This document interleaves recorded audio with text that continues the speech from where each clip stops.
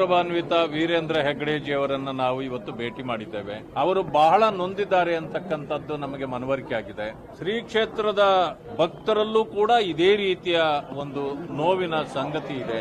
ಇದಕ್ಕೆಲ್ಲವಕ್ಕೂ ಪರಿಹಾರ ಇರತಕ್ಕಂಥದ್ದು ಈಗ ಇಲ್ಲಿ ಏನೂ ಸಿಕ್ಕಿಲ್ಲ, ಆಪಾದನೆ ಎಲ್ಲವೂ ಸುಳ್ಳು, ಇದು ಒಂದು ಷಡ್ಯಂತ್ರ, ಕಳಂಕ ಹಚ್ಚುವ ಒಂದು ಕಾರ್ಯವನ್ನ ಈ ಏನು ಎಡಪಂಥೀಯರಿದ್ದಾರೆ ಅವರ ಜೊತೆಯಲ್ಲಿ ಈ ಸರ್ಕಾರವೂ ಸೇರಿದೆ ಅಂತಕ್ಕಂಥದ್ದು ಭಕ್ತರ ಅನಿಸಿಕೆ. ಇದನ್ನ ತಿಳಿಗೊಳಿಸಬೇಕು. ಭಕ್ತರಲ್ಲಿ ಒಂದು ರೀತಿಯ ಕಳಂಕ ಅದನ್ನ ನಾವು ಅವರಿಗೆ ಧೈರ್ಯ ತುಂಬಬೇಕು. ಮತ್ತೆ ಶ್ರೀ ಕ್ಷೇತ್ರಕ್ಕೆ ಯಾವುದೇ ರೀತಿಯ ಕಳಂಕ ಹಚ್ಚುವವರನ್ನ ನಾವು ಸಹಿಸಬಾರದು. ಆ ಕಾರಣಕ್ಕೆ ನಾವಿವತ್ತು ಬಂದಿದ್ದೇವೆ.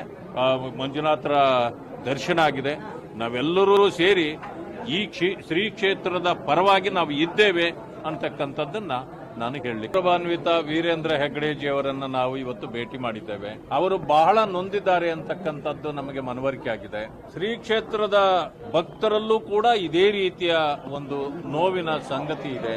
ಇದಕ್ಕೆಲ್ಲವಕ್ಕೂ ಪರಿಹಾರ ಇರತಕ್ಕಂಥದ್ದು ಈಗ ಇಲ್ಲಿ ಏನೂ ಸಿಕ್ಕಿಲ್ಲ, ಆಪಾದನೆ ಎಲ್ಲವೂ ಸುಳ್ಳು, ಇದು ಒಂದು ಷಡ್ಯಂತ್ರ, ಕಳಂಕ ಹಚ್ಚುವ ಒಂದು ಕಾರ್ಯವನ್ನ ಈ ಏನು ಎಡಪಂಥೀಯರಿದ್ದಾರೆ ಅವರ ಜೊತೆಯಲ್ಲಿ ಈ ಸರ್ಕಾರವೂ ಸೇರಿದೆ ಅಂತಕ್ಕಂಥದ್ದು ಭಕ್ತರ ಅನಿಸಿಕೆ. ಇದನ್ನ ತಿಳಿಗೊಳಿಸಬೇಕು.